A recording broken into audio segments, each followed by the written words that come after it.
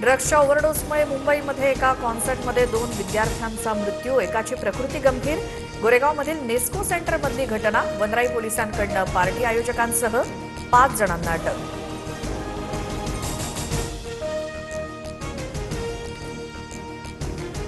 बोंधू अशोक खरातला तिसऱ्या गुन्ह्यात 7 दिवसांची न्यायालयीन कोठडी, तर चौथ्या गुन्ह्यात खरातचा ताबा एसआयटीकडे, आज पुन्हा न्यायालयात हजर करणार।